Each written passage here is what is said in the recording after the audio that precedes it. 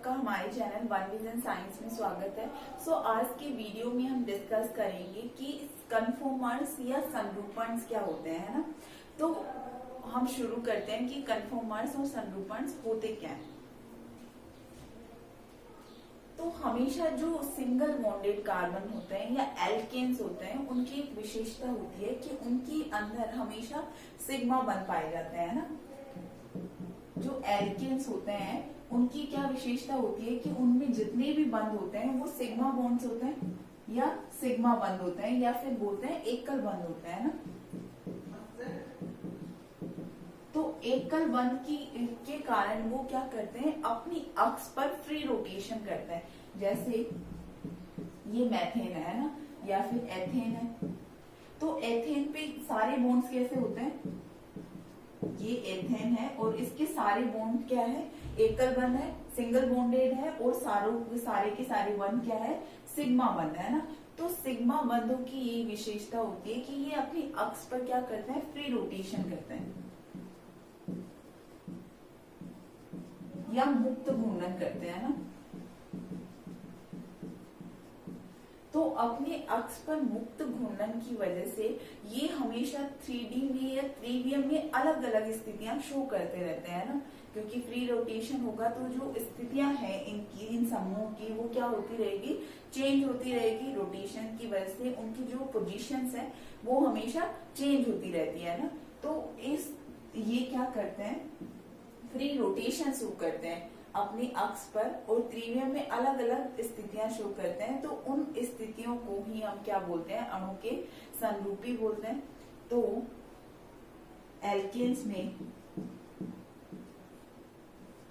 एल्केनों में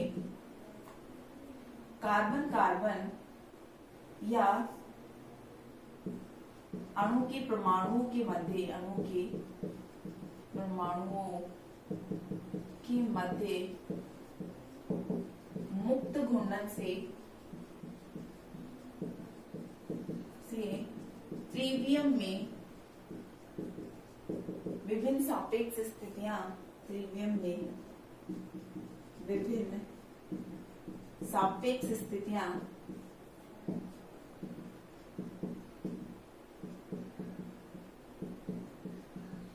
संभव है, जिन्हें हम क्या बोलते हैं, अणु के संरूपी,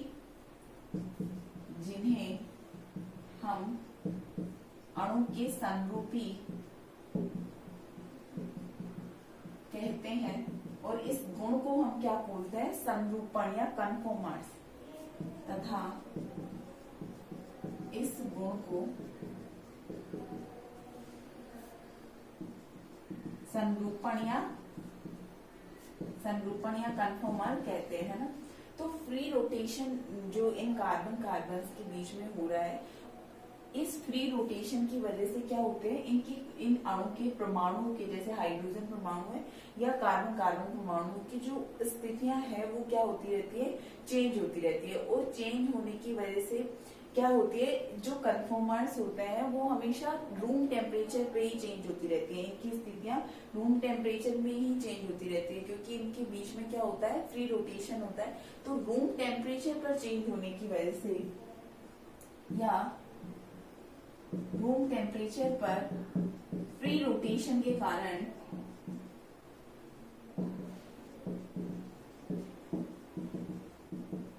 इन्हें अलग नहीं किया जा सकता, अलग नहीं कर सकते। जैसे अलग किस हिसाब से नहीं कर सकते, जैसे कि ये वाला हाइड्रोजन इस पोजीशन पे आ रहा है फ्री रोटेशन करके, तो एक तो ये वाली पोजीशन और दूसरा कि ये रोटेट होके यहाँ आ रहा है और ये वापस इधर जा रहा है। तो इस वाली पोजीशंस को हम क्या नहीं कर सकते, दोनों पोजीशंस को अलग अलग नहीं कर सकते। क्यों नहीं कर सकते अलग, क्योंकि ये रूम टेम्परेचर पर इतनी जल्दी एक दूसरे में इंटर कन्वर्ट होती है या एक दूसरे में चेंज होती है कि इतनी जल्दी इन दोनों को अलग करना पॉसिबल नहीं हो पाता है ना। तो जो कन्फर्मर्स होते हैं एल्केन्स के अंदर, उनको हम दो तरीके से रिप्रेजेंट कर सकते हैं, है ना। तो रिप्रेजेंटेशन ऑफ कन्फर्मर्स,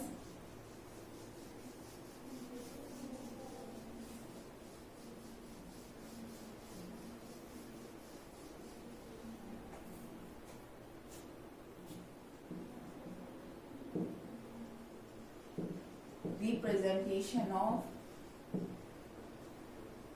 कन्फॉर्मेशन या संरूपियों को हम क्या कर सकते हैं, किस तरीके से रिप्रेजेंट कर सकते हैं। तो इसके लिए दो फॉर्मूले होते हैं, एक तो न्यूमैन प्रोजेक्शन फॉर्मूला, न्यूमैन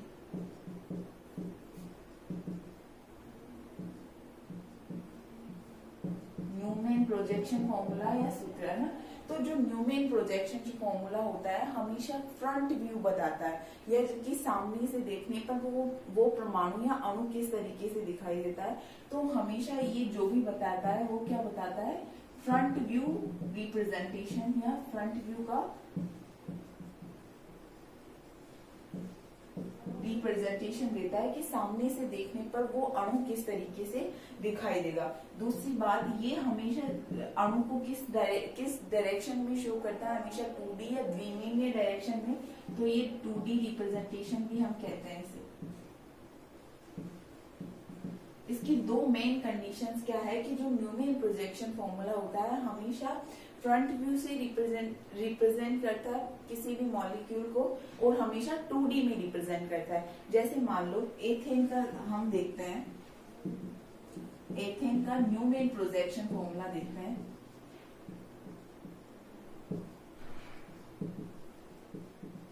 तो एथेन का फॉर्मूला क्या होता है, CH3CH3, ये एथेन का फॉर्मूला है ना।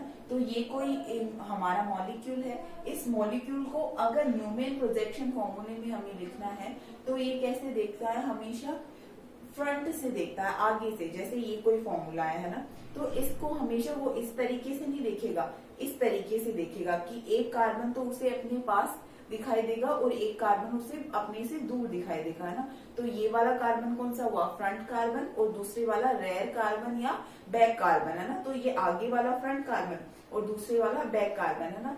तो आगे से देखने पर न्यूमैन प्रोजेक्शन फॉर्मूले में किसी भी मॉलिक्यूल को आगे से देखने पर दो तरीके के कार्बन हमें दिखाई देंगे, एक फ्रंट और एक बैक, है ना।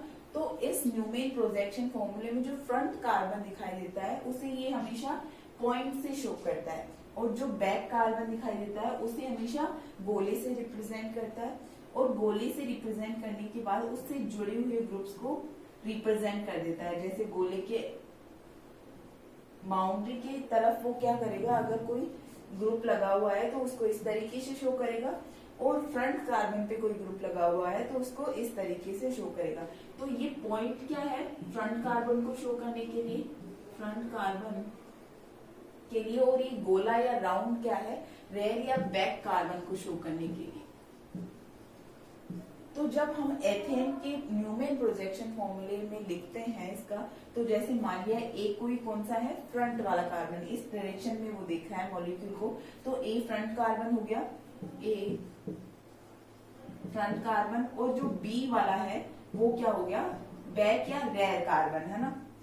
तो किस तरीके से रिप्रेजेंट करूंगी, जो फ्रंट वाला कार्बन है उसको पॉइंट से रिप्रेजेंट करूंगी, है ना, और जो बैक कार्बन है उसको किस तरीके से, गोले से रिप्रेजेंट करूंगी। तो सबसे पहले फ्रंट कार्बन और बैक कार्बन को गोले से रिप्रेजेंट कर दिया, फिर उसके बाद में कि जो फ्रंट वाला कार्बन है उससे जुड़े हुए ग्रुप्स को रिप्रेजेंट करोगे। तो इससे क्या जुड़ा हुआ है, फ्रंट कार्बन से 3 हाइड्रोजन जुड़े हुए हैं, तो 3 हाइड्रोजन को मैक्सिमम डिस्टेंस पे क्या कर दिया मैंने, रिप्रेजेंट कर दिया या शो कर दिया। अब जो हमारा बैक वाला कार्बन है जिसे हमें गोले से रिप्रेजेंट किया है, उससे क्या जुड़े हुए हैं, 3 हाइड्रोजन जुड़े हुए हैं, तो उसके हाइड्रोजन को भी क्या करेंगे, मैक्सिमम डिस्टेंस या अधिकतम दूरी पर गोले पर लगा देंगे, है ना। तो अधिकतम दूरी फ्रंट वाले कार्बन और बैक वाले कार्बन के समूह के बीच में कब आती है, जब थीटा एंगल क्या हो, 60 डिग्री हो।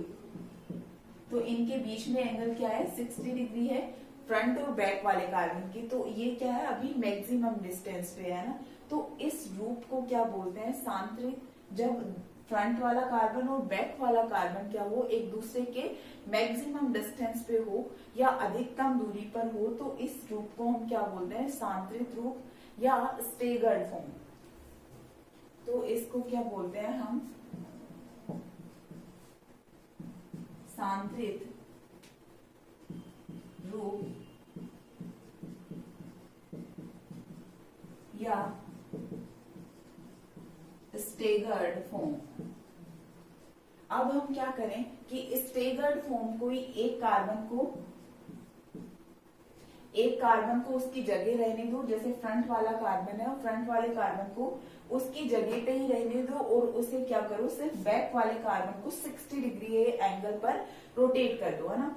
जैसे मान लिया कि इधर मैं 60 डिग्री के एंगल पर जो बैक वाला कार्बन है उसको रोटेट कर रही हूँ, तो रोटेट करने पर क्या होगा, 60 डिग्री के एंगल पर फ्रंट वाला कार्बन तो वही है और बैक वाले कार्बन को क्या कर रही हूँ, उसके ग्रुप्स को 60 डिग्री पर रोटेट कर रही हूँ।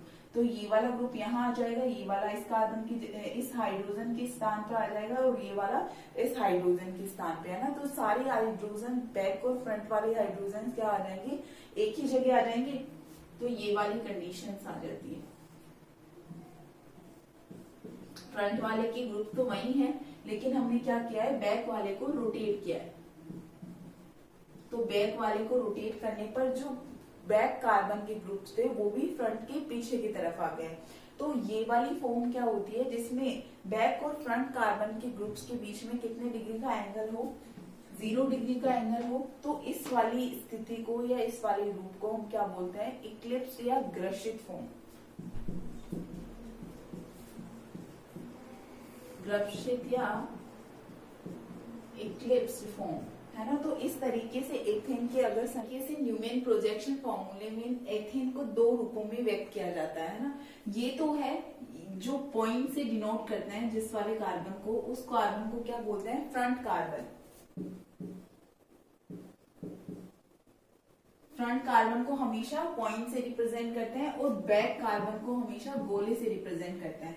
जब गोले के कार्बन के ग्रुप्स पर, जैसे न्यूमैन प्रोजेक्शन फॉर्मूले में हमेशा कैसा व्यू प्रेजेंटेशन होता है, हमेशा फ्रंट व्यू रिप्रेजेंटेशन होता है। मतलब सामने से देखने पर कोई भी यौगिक या अणु किस तरीके का दिखाई देता है। जब किसी अणु से जुड़े हुए ग्रुप या परमाणु क्या होते हैं, फ्रंट वाले कार्बन के और बैक वाले कार्बन के मैक्सिमम डिस्टेंस पे होते हैं, तो उस वाली फॉर्म को क्या बोलते हैं, सांतरित रूप या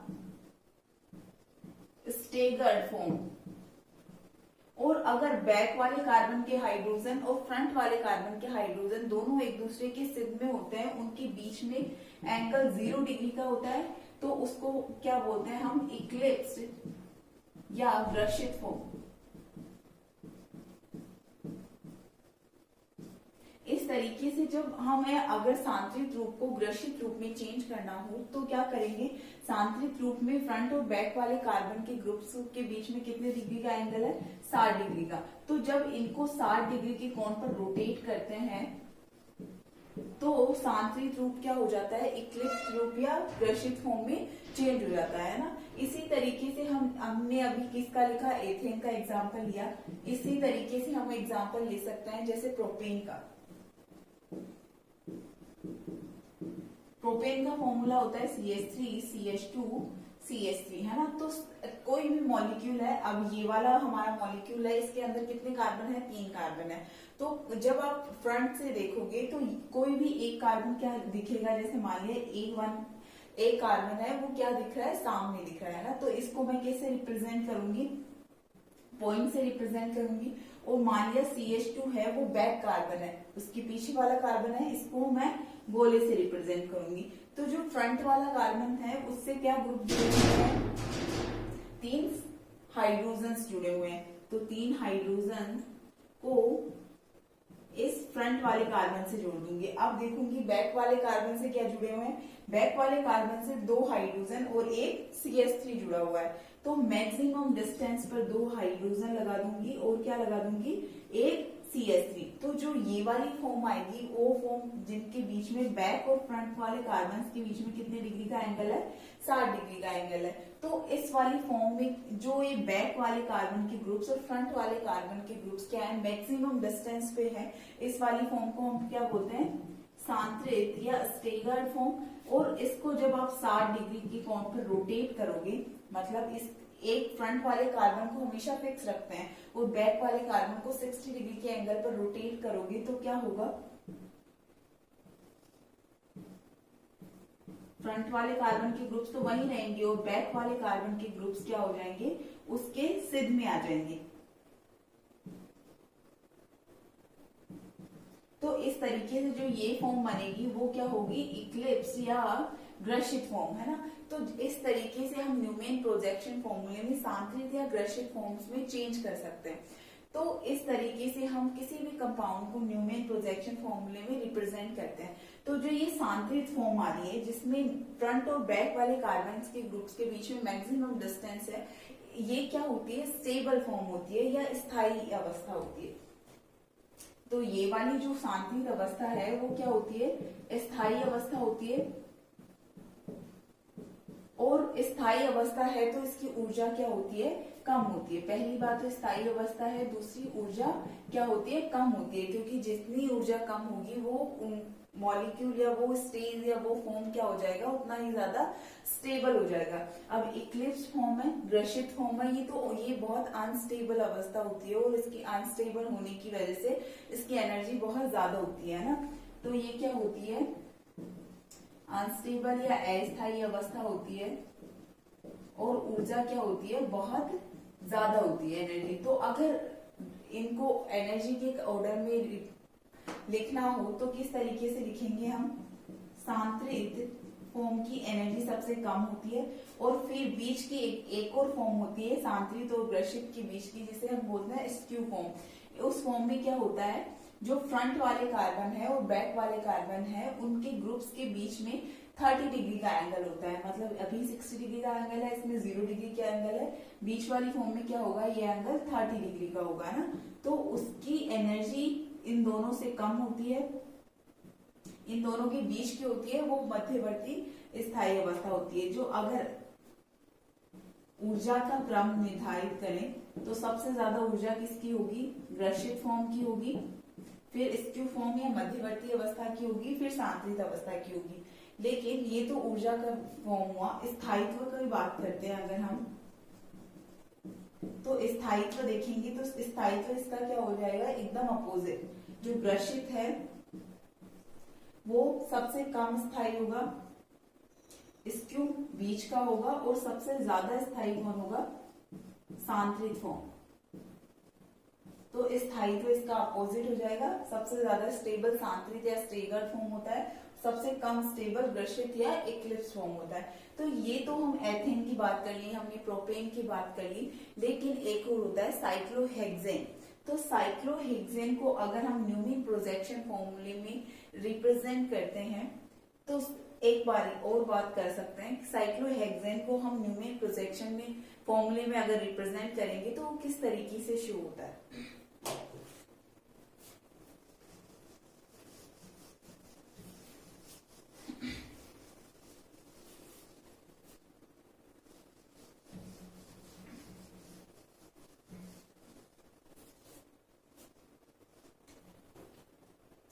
तो जैसे साइक्लोहेक्सेन का फॉर्मूला क्या होता है, ये वाला फॉर्मूला होता है जिसमें CH2 6 CH2 क्या होते हैं, एक रिंग के फॉर्म में जुड़े रहते हैं। तो ये वाली स्ट्रक्चर किसकी है, साइक्लोहेक्सेन की।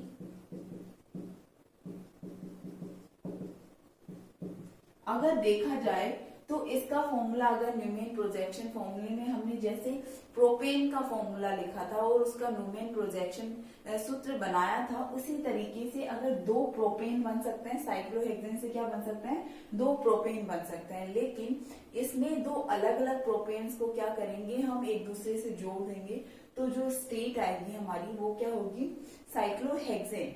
जैसे एक प्रोपेन में हमने क्या करा था, जो फ्रंट वाला कार्बन था उसको हम पॉइंट से डिनोट कर रहे थे और बैक वाले कार्बन को गोले से डिनोट कर रहे थे। फ्रंट वाले कार्बन पे क्या जुड़े हुए थे, ओनली जैसे मान लो ये कोई फ्रंट वाला कार्बन है और ये बैक वाला कार्बन है एक प्रोपेन का, तो उससे दो क्या जुड़े हुए हैं, ओनली दो हाइड्रोजन जुड़े हुए हैं।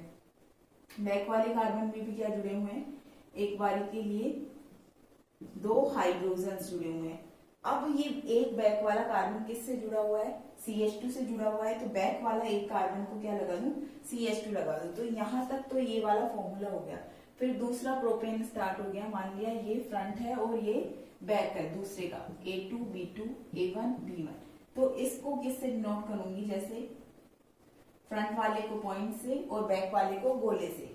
पॉइंट में क्या होगा, जो सामने वाला कार्बन है फ्रंट वाला, उससे क्या जुड़े हुए हैं, 3 ग्रुप्स जुड़े हुए हैं। एक से क्या जुड़ा हुआ है, 2 से, तो 2 हाइड्रोजन CH2 है, 2 हाइड्रोजन।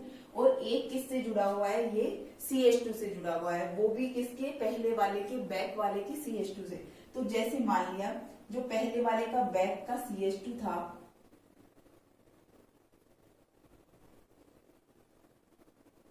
पहले वाले का बैक का CH2 ये है, तो इसको इस तरीके से हम रिप्रेजेंट करेंगे कि एक तो बैक का CH2 आ जाए और 2 हाइड्रोजन आ जाए। फिर उसके बाद में क्या है, ये बैक वाला कार्बन है, बैक वाले कार्बन का CH2 में इसके कितने ग्रुप जुड़े हुए हैं, 2 तो हाइड्रोजन जुड़े हुए हैं, ये एक हाइड्रोजन ये और एक हाइड्रोजन ये वाला। और क्या जुड़ा हुआ है, एक CH2 जुड़ा हुआ है। एक CH2 किससे जुड़ा हुआ है, पहले वाले के फ्रंट से।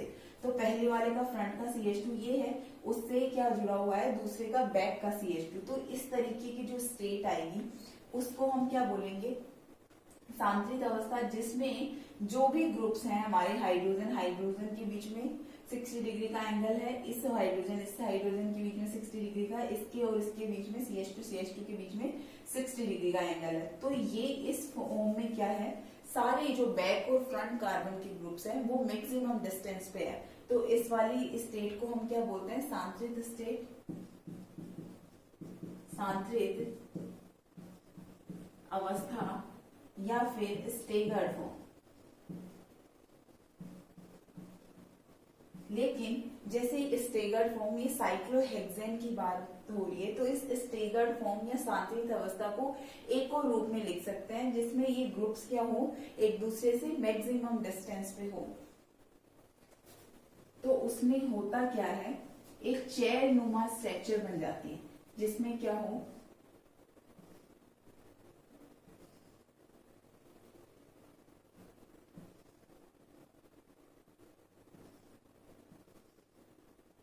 जो फर्स्ट C1 कार्बन है और जो C4 कार्बन है, C6 और C1 कार्बन है, उनके बीच में क्या होगी, मैक्सिमम डिस्टेंस, जैसे C1 C2 C3 C4। तो C4 और C5 C6, तो जो C4 और C1 कार्बन है उसके हाइड्रोजन्स पे क्या होगी, मैक्सिमम डिस्टेंस होती है। तो जो ये जिन भी दोनों हाइड्रोजन्स के बीच में क्या हो रही है, मैक्सिमम डिस्टेंस, तो इस वाली फॉर्म को हम क्या बोलते हैं, चेयर फॉर्म।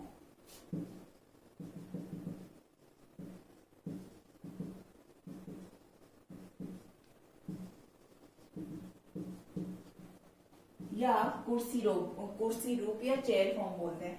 तो ये जो सांतरित अवस्था है साइक्लोहेक्सेन की, वही क्या है, कुर्सी रूप है या फिर चेयर फॉर्म बनाती है, क्योंकि इसमें C1 और C4 कार्बन के बीच में क्या है, मैक्सिमम डिस्टेंस है।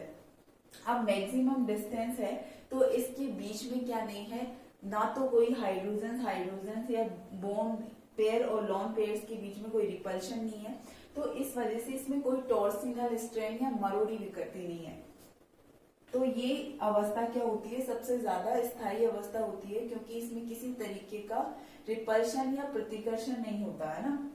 तो जो ये वाली अवस्था है इसके बारे में क्या लिखते हैं हम, स्थायी अवस्था होती है, मरोड़ी विकृति नहीं होती है, अनुपस्थित होती है और ऊर्जा क्या होती है, कम होती है। ये तो साइक्लोहेक्सेन की चेयर फॉर्म या सांतरित फॉर्म के लिए होता है कि स्थायी अवस्था होती है, मरोड़ी विकृति अनुपस्थित होती है, ऊर्जा कम होती है। C1 और C4 कार्बन, C1 व C4 कार्बन के मध्य अधिकतम दूरी होती है। तो ये किसके बारे में लिख सकते हैं हम, साइक्लोहेक्सेन की चेयर फॉर्म या सांतरित फॉर्म के बारे में लिख सकते हैं। अब क्या करें, इस फ्रंट वाले कार्बन्स को तो फिक्स रहने दें और इसको क्या करें, रोटेट करें। तो रोटेट करने पर 60 डिग्री के एंगल पर जब आप रोटेट करोगे तो जो ये बैक वाले कार्बन्स की ग्रुप है वो कहाँ आ जाएंगे, फ्रंट वाले कार्बन्स के सिध में आ जाएंगे, है ना। और उनके बीच में कितने डिग्री का एंगल हो जाएगा, अभी ये एंगल कितना डिग्री का है, 60 डिग्री का। अब जब आपको 60 डिग्री के एंगल पर इसको रोटेट करोगे तो स्टेट क्या हो जाती है, 60 डिग्री एंगल पर रोटेट करोगे, जो फ्रंट वाले कार्बन के ग्रुप्स है उसके सिद्ध में क्या आ जाएंगे, बैक वाले कार्बन, क्योंकि फ्रंट वाले कार्बन को तो फिक्स रखो और सिर्फ रोटेट क्या करना है इन पीछे वाले कार्बन के ग्रुप को। तो CH2 की जगह आ जाएगा ये हाइड्रोजन, इस हाइड्रोजन की ये इसकी जगह। तो स्टेट हमारी किस तरीके की बनेगी,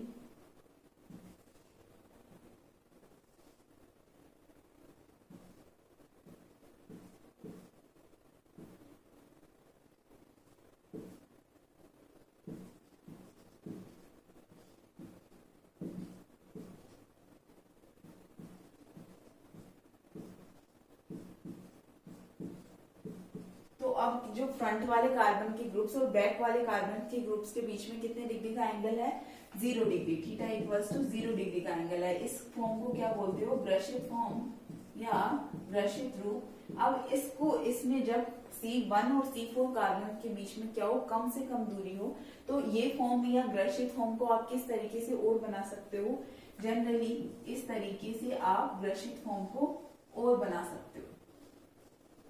इस फॉर्म में C1 कार्बन ये है, ये C4 कार्बन है और इसका हाइड्रोजन इसके हाइड्रोजन के बीच में क्या होती है, मिनिमम दूरी या कम से कम दूरी होती है। तो इस वाले फॉर्म को क्या बोलते हैं, ग्रशित फॉर्म या बोट फॉर्म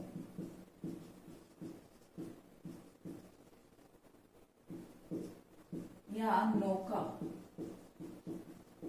साइक्लोहेक्सेन का नौका रूप है, ये साइक्लोहेक्सेन का कुर्सी रूप है।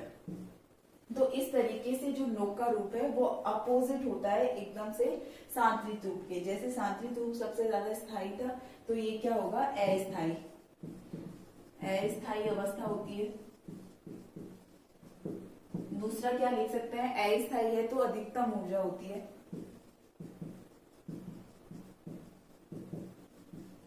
अधिकतम ऊर्जा है। तीसरी क्या है, इसके C1, इस वाले C1 कार्बन के ग्रुप्स और C4 कार्बन के ग्रुप्स के बीच में रिपल्शन होता है, तो उस रिपल्शन से क्या होता है, मरोड़ी विकृति उत्पन्न हो जाती है। तो इसमें मरोड़ी विकृति उपस्थित होती है। तो मरोड़ी विकृति को ये कम करने के लिए क्या करता है, ट्विस्टेड फॉर्म में आ जाता है। ये किस रूप में चेंज हो जाता है,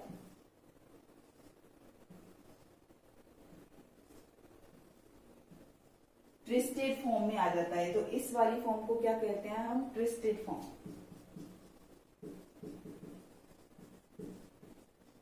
और ट्विस्टेड फॉर्म क्या होती है, सांतरित रूप और ग्रशित फॉर्म है, इन दोनों के बीच की होती है। तो ये अपनी C1 और C4 कार्बन के बीच की प्रतिकर्षण को या अनस्टेबिलिटी को, अस्थायित्व को कम करने के लिए इस वाले रूप में चेंज हो जाता है। इसको ट्विस्टेड फॉर्म कहते हैं। इसकी ऊर्जा क्या होती है, इससे तो कम होती है, लेकिन इससे क्या होती है, ज्यादा होती है। इन दोनों के बीच का स्थायित्व होता है इसका। तो ये हो गया न्यूमैन प्रोजेक्शन फॉर्मूले में हम किस तरीके से प्रोपेन को, साइक्लोहेक्सेन को, एथेन को प्रेजेंट कर सकते हैं, है ना।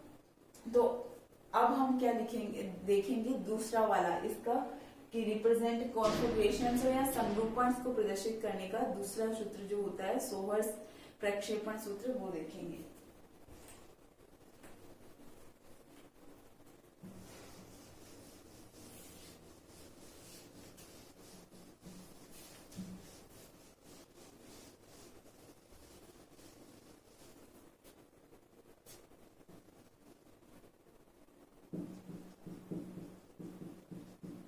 तो सोहर्स प्रोजेक्शन फॉर्मूले में लिखते कैसे हैं, जैसे हम सिंपली एथेन को ही देख लेते हैं। एथेन को अगर सोहर्स प्रोजेक्शन फॉर्मूले में लिखना हो तो क्या होगा, न्यूमैन को हम कैसे देख रहे थे, फ्रंट से, किसी भी मॉलिक्यूल को फ्रंट से या सामने से देख रहे थे।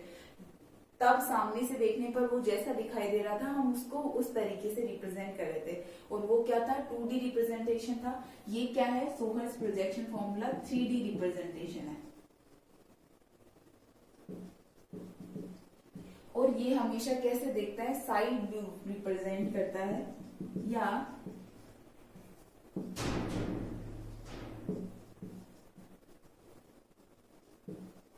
कि साइड से देखने पर ये किस तरीके का दिखाई देता है। जैसे अभी सामने से देखने पर एक सामने दिख रहा था, एक पीछे दिख रहा था। अब साइड से देखने पर आपको दोनों कार्बन दिखाई देंगे, लेकिन कैसे दिखाई देंगे, टेढ़े।